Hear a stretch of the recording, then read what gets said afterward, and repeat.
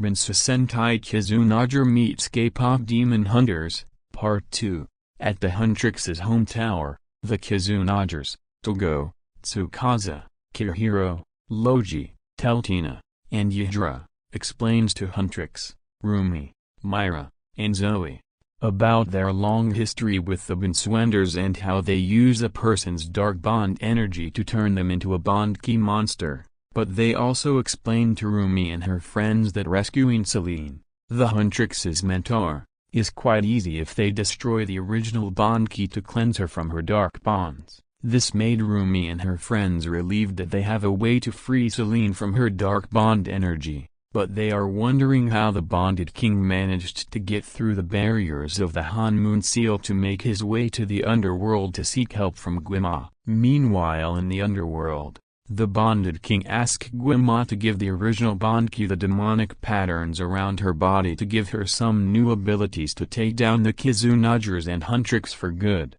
but Gwi-Ma is growing impatient for the bonded king to fulfill his part of their deal as he orders him to use the monometal to break free from the Han Moon to conquer all of Korea until the bonded king used the monometal's magic to weaken Gwi-Ma a bit as he knows that he is the long-lost husband of the demon queen. Back at the Huntrix's home tower, Princess Teltina, Kizunager, explains to Zoey, Tsukasa, and Kyoryuger that she has done some research on the army of demons in Korea as she explains to them that it seems that Gwi-Ma is the husband of the demon queen from another world known as the demon king, but he was killed by the ancestors of Sabi centuries ago where his soul made its way to Earth, which started his conquest around Korea and the appearance of the first demon hunters to seal Gwi-Ma using magic and music as it is currently called K-pop bond energy. This made Tsukasa and Kyoryuger shocked to find out that the first hunters were the ones who experienced the power of bond energy as it is used to create the golden Han Moon to seal Gwi-Ma and his army in the underworld.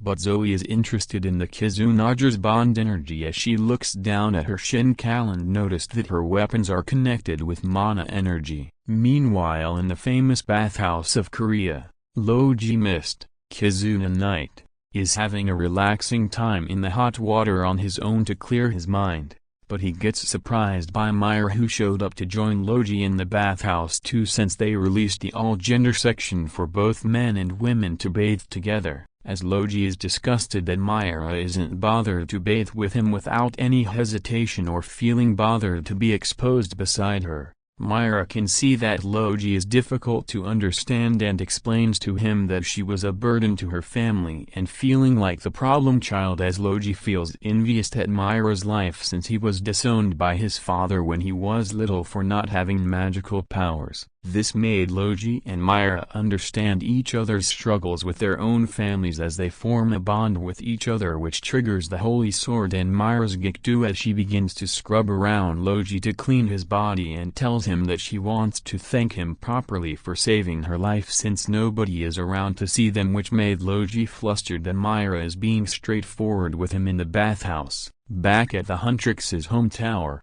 Togo and Yihdra were shocked to find out that a piece of mana metal is reacting to Rumi's demonic patterns and her sword since they believe that the demons in Korea are connected to mana energy from another world as Rumi picks up the mana metal from Yihdra's hand, but quickly burns her hand as she finds out that being half-demon makes her body very sensitive to mana metal due to its strong surge of mana energy. Rumi begins to tell Togo and Yihdra about her past and explains that she's the daughter of the late Myongru, a former demon hunter and member of the Sunlight Sisters, who got married to her demon father, which led to both of their deaths as she was raised by Celine to train her to be a demon hunter to make her patterns fade away. But this led to several complications with Mira and Zoey since she couldn't dare to show her demon side to them. This made Togo understand Rumi's struggles about being part demon and explains that Teltina has also went through the same thing too when she revealed her secret about being a demi-human as he and his friends accepted her for what she is, which made Rumi feels better about herself as she finds out that she isn't the only one who carries this huge weight on her shoulders. Just then, Togo and Rumi witness the original Bondki leading a group of Ngakons and demons to invade the city of Korea to lure the Kizunagers and Huntrix out of hiding as he along with Yihdra and Rumi left the tower and tells their friends to meet them in the city to assist them. A few moments later, Togo along with his friends and Huntrix arrived at the scene to take down the original Bondki to free Celine from her dark bonds as they pull out their bond plates and inserts them into their Kizuna braces to transform into the Kizunagers, Red, Pink, White, Night, Rise, and Magus, to fight alongside Rumi and her friends as they pull out their weapons to take down the demons while the Kizunagers take down the Ngakons. Yihdra pulls out the Kyoryuger and Gozyuger legend bond plates and inserts them into her Kizuna brace to summon Brave Kyoryu Blue and Gozyu to help Rumi and her friends to defeat the demons to prevent them from taking the people's souls as Togo inserts the burning blood plate into his Kizuna brace to transform into Kizuna red burning blood to insert the Don brothers and the Shinkenger legend bond plates into his universe D-Caliber to perform the dancing festival Kizuna burning slasher to take down the original Bondki, but she manages to survive Togo's attack as she creates 3 paper clones of Huntrix to take down the Kizunagers as Rumi run towards the original Bondki to free Celine from her dark bonds, but noticed that she has the same demonic patterns as she does. The original Bondki explains to Rumi that she knows everything about what Celine has taught her and knows about her weaknesses as she explains that humans are the true demons for making her hide her patterns from Zoey and Mira for so long, which made them lose their trust in her, and she wasn't strong enough to prevent Jinu's death at the hands of Gwi-Ma, which made her feel guilty for not freeing him from his curse. This made Rumi feel ashamed at herself that she couldn't tell her friends about her patterns and she failed to save Jinu from Gwi-Ma as it awakened her dark bonds of shame and goes on a rampage to destroy both the original Bondki and Celine for making her life difficult as the piece of monometal flies out of Yihdra's pocket and transforms Rumi into a new breed of Bondki monster known as the Huntrix Bondki to eliminate all demons.